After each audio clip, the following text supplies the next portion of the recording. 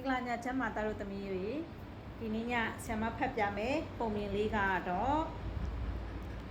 ပြစ်တိုင်းတောင်လေးပြုံးချိုတဲ့ရာရရဲ့အယုတ်တွေထားတဲ့ဗီဒီယိုထဲမှာအယုတ်မျိုးစုံရှိတဲ့အဲ့ဒီအယုတ်တွေက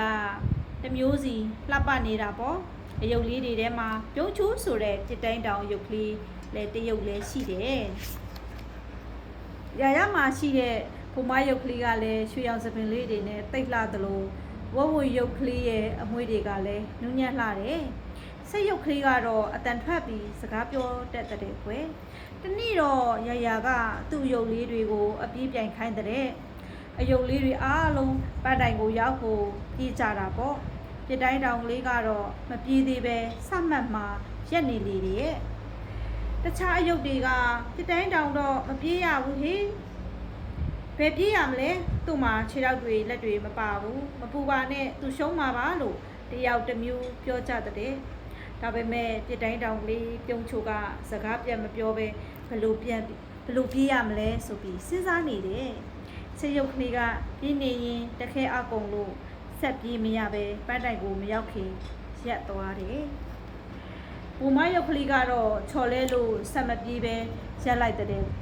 အိုးငါခြေတော့ကျိုးသွားပြီမလာတော့ပဲနေတော့မယ်ဆက်မပြေးတော့ဘူးဒီတိုင်းရက်နေတော့မယ်ဝဝွန်လေးကတော့ပြေးမောလာလို့ဆက်မပြေးတော့ဘူးတဲ့အဲ့ဒီအချိန်မှာပြတိုင်းတောင်ရုပ်ကလေးကသူ့ရဲ့ကိုလှိမ့်ချရင်နဲ့သွားလိုက်တာပန်းတိုင်ကိုရောက်သွားတော့တာပေါ့ကွယ်ကျန်တဲ့ရုပ်တွေဟာမောပန်းထိခိုက်မိတာနဲ့ပြိုင်ပွဲကိုဆက်မပြိုင်တော့ပဲအလွယ်တကူအရှုံးပေးပြီးရက်ပြစ်လိုက်ကြတယ်လေပြတိုင်းတောင်ရုပ်ကလေးကပြတိုင်းတောင်ရုပ်ကလေးပြုံးချိုကတော့ခြေတွေလက်တွေမပါပေမဲ့ဆွဲမလျှော့ဘူးဘလို့ပဲလဲကြပြန်ထားပြီးစူးစားတော့ပန်းတိုင်ကိုရှောက်သွားတာပေါ့ကွယ်ပြတိုင်းတောင်လေးပြုံးချိုပြတိုင်းတောင်လေးပြုံးချိုရဲ့အောင်ပွဲခေဒီနေ့ညတော့ပုံမြင်လေးကိုဒီလောက်နဲ့ပဲရက်လိုက်မယ်နော်အိမ်မက်လာမကြပါစေကွယ်